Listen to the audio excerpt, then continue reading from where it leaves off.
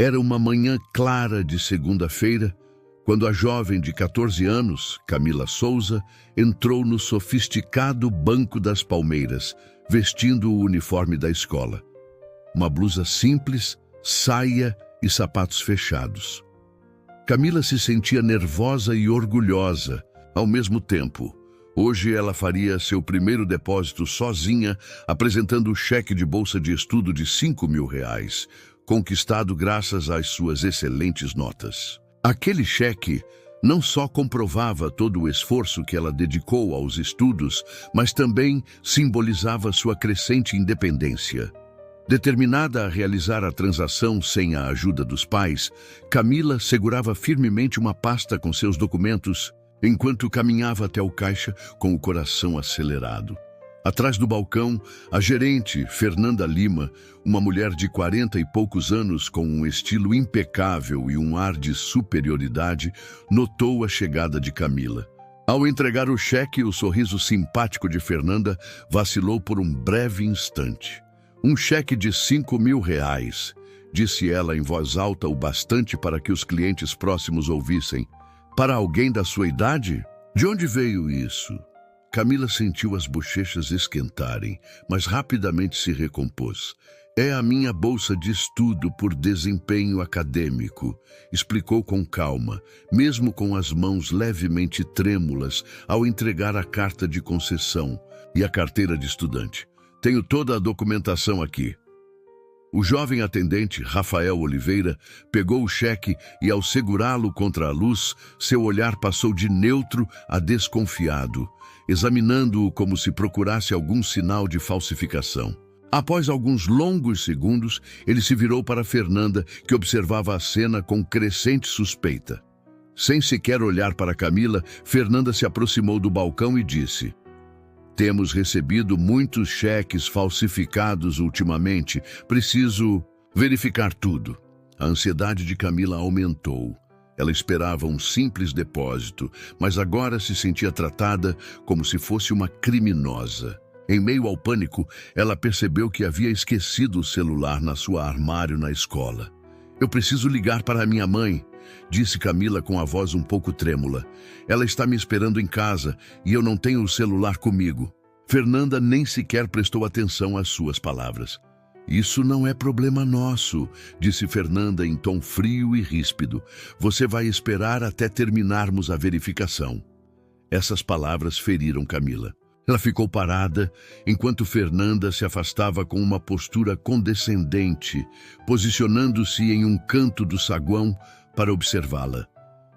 O coração de Camila batia forte, sentindo-se isolada no meio do movimento do banco, como se todos estivessem a observando. Rapidamente, começaram a circular comentários entre os clientes.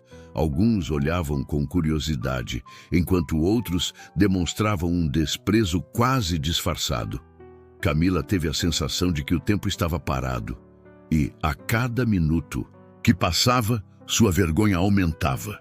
Mesmo com a situação tensa, sua mente continuava atenta, percebendo como as pessoas se tratavam e notando que alguns eram atendidos com respeito, enquanto outros eram ignorados. Ela já tinha percebido essas diferenças antes, mas hoje ela estava vivendo isso na pele. Queria gritar e exigir que lhe devolvessem seus documentos, mas preferiu ficar em silêncio. Seu pai sempre lhe ensinou a manter a calma em momentos difíceis. Mas naquele instante, ela sentia que o tratamento que recebia não tinha nada a ver com a veracidade da sua bolsa. Era claramente por causa de sua aparência. Do outro lado do salão, Camila ouviu Fernanda conversar, em tom quase conspiratório, com Rafael. Estou te dizendo, precisamos manter nossos padrões aqui. Não podemos deixar qualquer um entrar, achando que pertence ao nosso espaço. Aquela frase atingiu Camila como um soco no estômago. Não se tratava de quem ela era, mas de como ela se parecia. Com os punhos cerrados, ela se esforçou para manter a calma. Ela havia conquistado aquela bolsa com muito trabalho e agora sentia que tudo estava escapando de suas mãos. Enquanto olhava para o relógio na parede, o ambiente se tornava cada vez mais opressivo. e os murmúrios ao seu redor só aumentavam. Camila Souza não era uma adolescente comum. Apesar de morar em um dos bairros mais nobres da cidade, sempre valorizou a simplicidade em vez do luxo excessivo. A casa da família era elegante, porém modesta, com uma decoração de bom gosto e um forte senso de comunidade, sem ostentar riqueza. Sua mãe, a doutora Marina Ribeiro, era uma renomada especialista em finanças, à frente de uma das empresas mais respeitadas do país. Tendo construído sua carreira do zero, Marina sempre ensinou a Camila a importância de conquistar o sucesso por mérito próprio, sem depender de privilégios.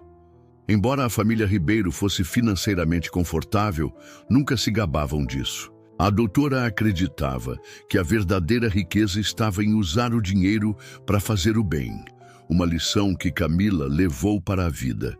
Graças às suas notas excepcionais, ela havia garantido uma bolsa integral para estudar no Colégio Primavera, conhecido pelo rigor acadêmico.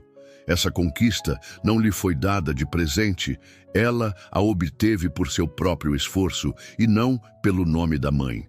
Seus amigos admiravam como ela conciliava os estudos, atividades extracurriculares e um trabalho de meio período. E Camila adorava esse desafio. Era sua forma de provar a si mesma e aos outros que podia alcançar seus objetivos por conta própria. Sua mãe sempre a apoiava, mas exigia que ela nunca tomasse atalhos. Quero que você tenha as mesmas oportunidades que os outros, mas também quero que se sustente sozinha, costumava dizer Marina. Decidir fazer o depósito sozinha foi mais um passo rumo à sua independência. Mesmo tendo apenas 14 anos, Camila se sentia preparada para assumir responsabilidades de adulta. O cheque da bolsa, fruto de tanto esforço, era o símbolo de seu amadurecimento. Naquela manhã, antes de sair para o banco, ela havia cuidadosamente guardado o cheque em sua pasta. Durante o café da manhã, enquanto sua mãe revisava relatórios financeiros, Marina perguntou com voz calorosa, mas preocupada: "Tem certeza de que não quer que eu vá com você?" "Estou bem, mãe", respondeu Camila com uma confiança serena. "Já tenho 14 anos, é hora de aprender a fazer isso sozinha." Marina sorriu com orgulho, mesmo sentindo um leve receio típico de qualquer mãe. Camila a tranquilizou: "Eu vou ficar bem. Entrarei, farei o depósito e voltarei antes que você termine sua reunião." O que parecia ser uma tarefa simples, logo se transformou em uma experiência dolorosa. Enquanto esperava em um canto, Camila lembrava das lições de sua mãe sobre justiça, respeito e igualdade. Contudo, ao se ver sozinha e humilhada, ela percebeu que o mundo nem sempre seguia esses princípios. Pela primeira vez, teve que encarar a dura realidade de que sua aparência, a cor de sua pele, influenciava a forma como era tratada. Em seu bairro, ela nunca tinha passado por algo assim. Claro, já tinha ouvido falar de discriminação e lido sobre o assunto, mas sempre parecia distante e teórico. Hoje, contudo, aquilo era sua realidade. A cada olhar para o relógio, sua ansiedade aumentava. Ela se perguntava por que ninguém se importava com ela, por que continuava sozinha naquele canto, mesmo tendo feito tudo corretamente ao depositar um cheque válido. Quanto mais esperava, mais pesada se tornava a sensação de estar sendo injustiçada, sabendo que sua mãe logo chegaria, embora ela não pudesse ligar. O constante tic-tac do relógio intensificava seu sentimento de isolamento. As pessoas iam e vinham, mas ninguém se dirigia a ela.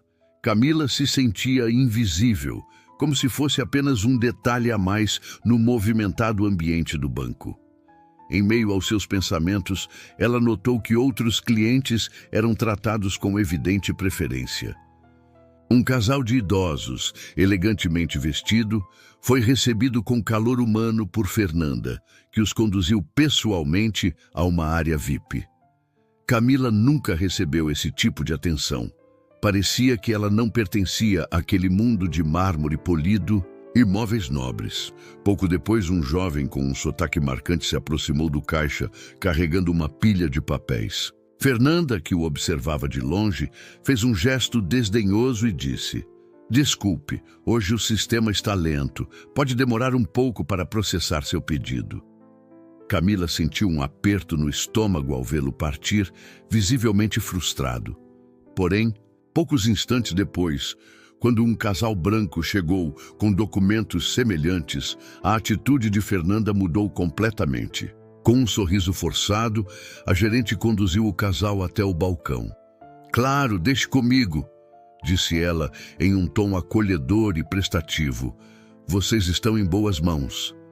Camila sentiu uma mistura de raiva e incredulidade. Não se tratava de um mero erro ou mau atendimento. Havia algo muito mais sombrio por trás, profundamente enraizado em preconceitos.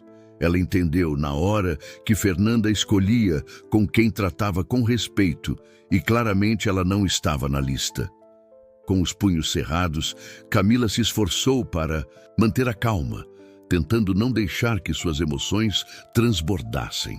Já tinha presenciado esse tipo de discriminação sutil antes, mas nunca de forma tão direta e dolorosa. Parecia que todo o banco havia decidido vir à sua contra, simplesmente por causa da cor de sua pele.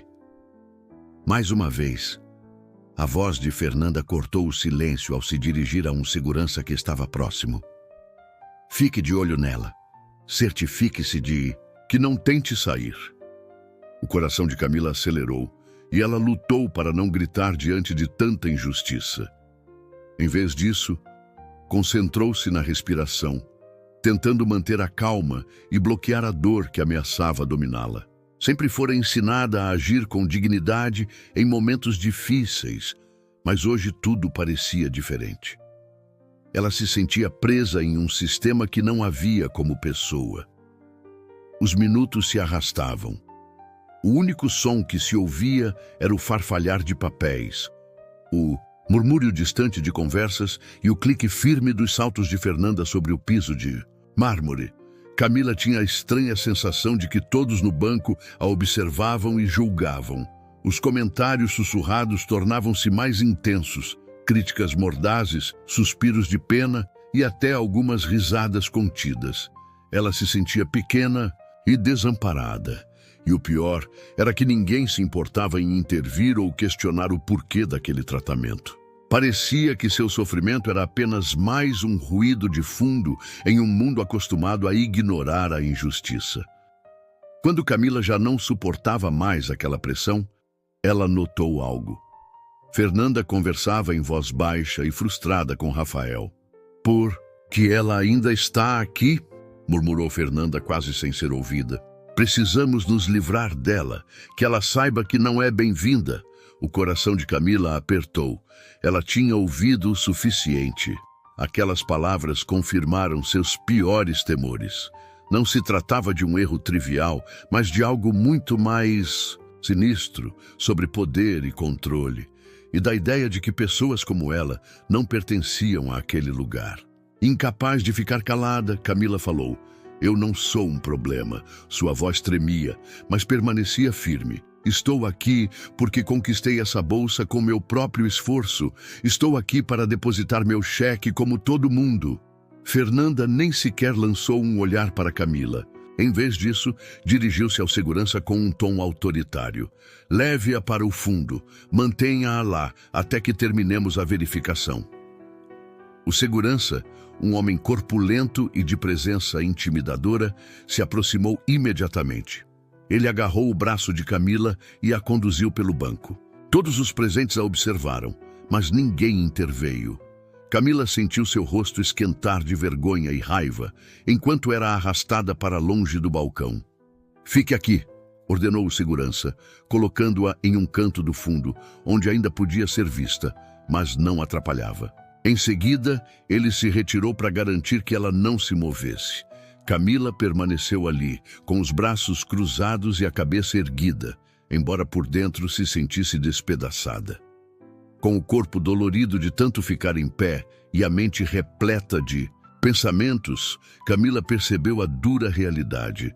Havia sido humilhada e tratada como se não pertencesse a um lugar onde esperava ser tratada com justiça. Cada minuto parecia se arrastar, e quanto mais esperava, mais ficava clara a sensação de que algo estava muito errado.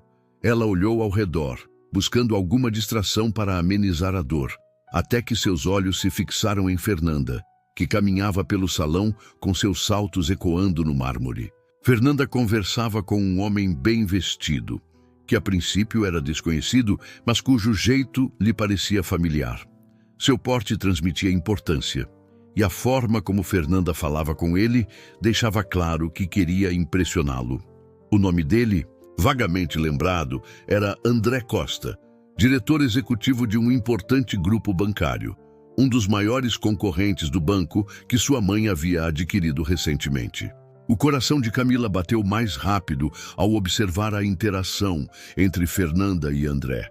Embora não conseguisse captar cada palavra, ficou claro que a conversa era séria.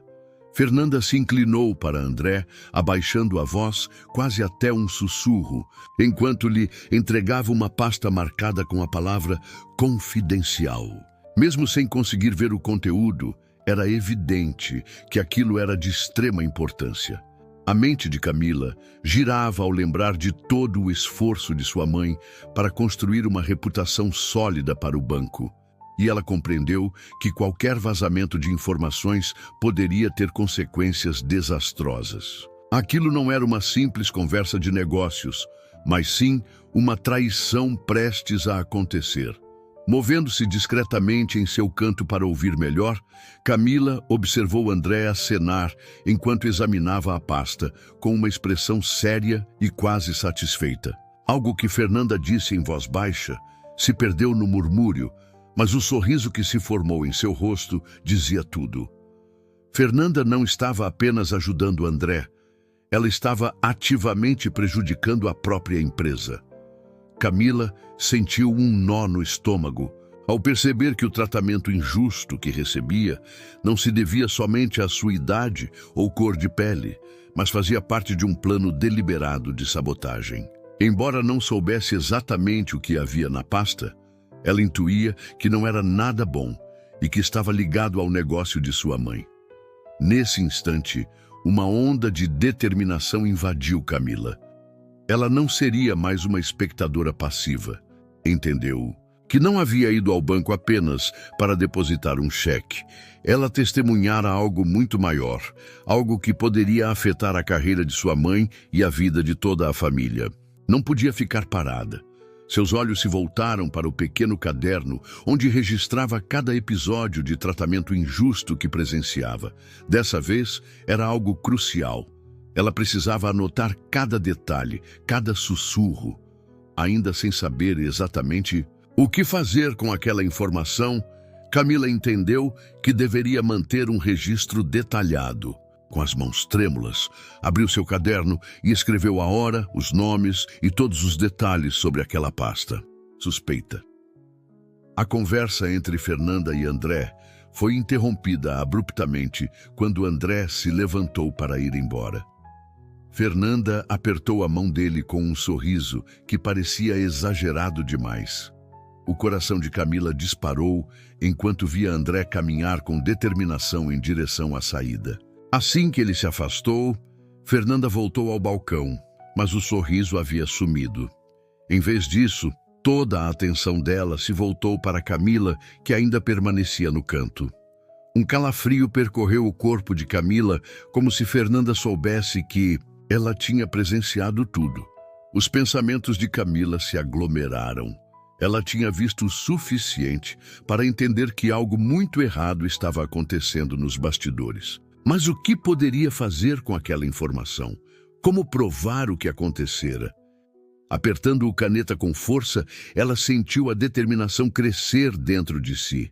Tinha sido tratada de forma injusta e agora tinha a chance de mudar essa situação. Não só por ela, mas por sua mãe, sua família e todos aqueles que foram prejudicados por Fernanda Lima. Ela não deixaria isso passar.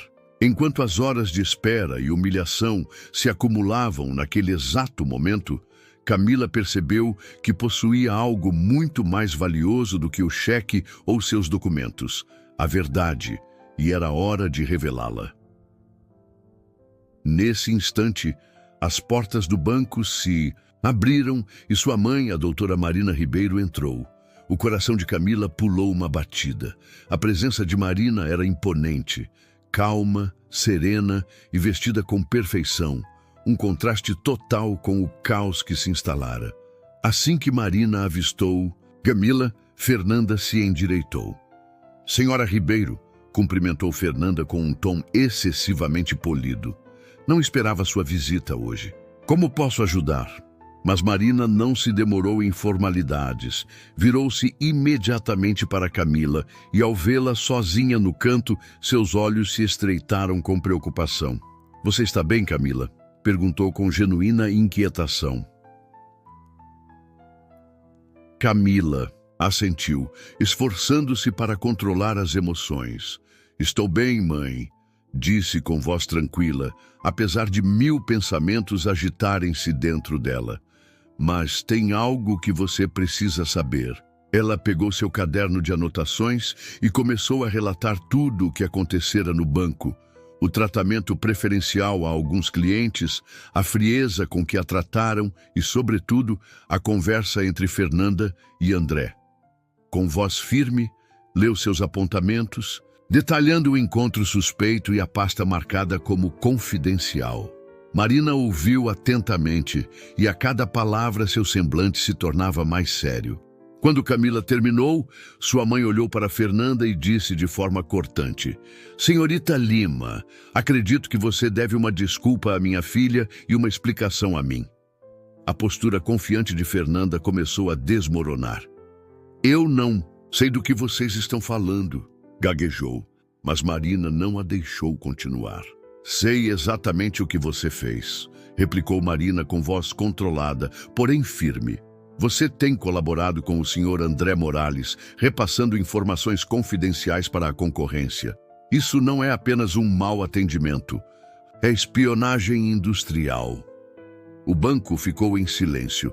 Ninguém se mexeu enquanto o rosto de Fernanda ficava pálido e sua compostura se desfazia diante das palavras de Marina. Fernanda abriu a boca para se defender, mas não encontrou palavras.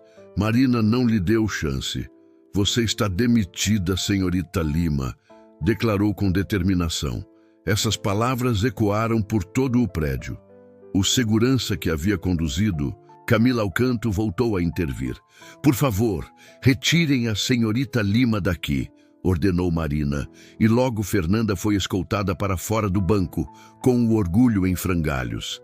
Em seguida, Marina se dirigiu a todos os presentes. Este banco passará por uma revisão completa. Implementaremos mudanças para que ninguém mais seja tratado com o desrespeito que minha filha sofreu hoje. O ambiente ficou silencioso enquanto o coração de Camila começava a se acalmar. Ela observava sua mãe assumir o controle da situação, com uma força que sempre admirara. Nos meses seguintes, o banco passou por uma grande transformação. Uma investigação revelou não só as tentativas de sabotagem contra o negócio de Marina, mas também um padrão de comportamento discriminatório.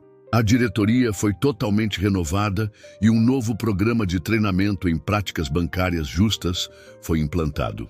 Ao mesmo tempo, um jovem atendente que havia demonstrado gentileza com Camila durante todo o episódio foi promovido. A experiência de Camila se tornou um ponto de virada, não apenas para o banco, mas também para ela. Foi convidada a falar no Colégio Primavera, onde compartilhou sua história com outros estudantes. Camila usou sua voz para defender a educação financeira e a importância da igualdade em todos os espaços. Diante de seus colegas, ela sorriu, sabendo que aquela dolorosa experiência a transformara em alguém capaz de lutar pelos outros. Ela transformou seu momento de humilhação em uma oportunidade de mudança, inspirada pelo exemplo de sua mãe, que sempre Lhe ensinou que, mesmo diante da injustiça, é possível promover uma mudança real.